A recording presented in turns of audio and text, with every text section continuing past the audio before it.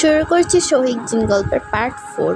শহীদ জিন গল্পের পার্ট 4 শুরু করার আগে আমি তোমাদের সকলকে বলে দিচ্ছি সরি, কারণ আমার এই শহীদ জিন গল্পের পার্ট 4 আপলোড দিতে অনেক দেরি হয়ে গেছে। এই রেকর্ড করার চক্করে পড়ে আমার খুব আলসামি লাগে, তাই জন্য আমি শহীদ জিন গল্পটা আপলোড দিতে পারছি না।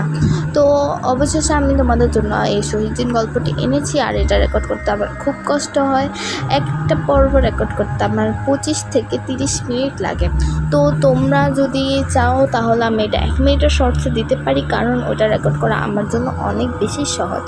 তো শুরু করছি শহীদ জিন গল্পের পার্ট 4। তো শহীদ জিন ওই মেয়েটির কাছে যায়, ওই মেয়েটিকে গিয়ে বলে, তোমার নাম কি? মেয়েটি বলে, আমেনা। এই নামটি শুনে শহীদ জিন তার বুঝতে বাকি রইল না, এটাই সে আমেনা, মানে ওই পরীটি। তো শহীদ জিন আমেনাকে একদম শুরু থেকে শেষ পর্যন্ত সব খুলে বলে। আমেনা কিছুই বলে না। শহীদ জিন আমেনাকে বলে, আমি তোমার শক্তি তোমাকে ফিরে পেতে সাহায্য করব।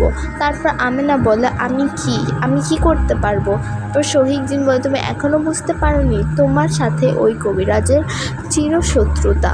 তো মেয়েটি বলে, কেন শত্রুতা? শহীদ জিন বলে, তা তো আমি জানি না, তার রহস্য হয়তো অন্য কোনো বইয়ে লুকিয়ে আছে। তো চলো আমরা কোনো বই খুঁজতে যাই। তো পরে শহীদ জিন চিন্তা করে কি না, ওই মেয়েটিকে যদি আমি নিয়ে যাই তাহলে মেয়েটি শহীদ জিনের নজরে পড়ে যাবে। তারপরে শহীদ জিন আবারও জিনেদের দুনিয়ায় ফিরে যায় কোনো রহস্য খোঁজার জন্য। পরবর্তী গল্প পার্ট 5-এ।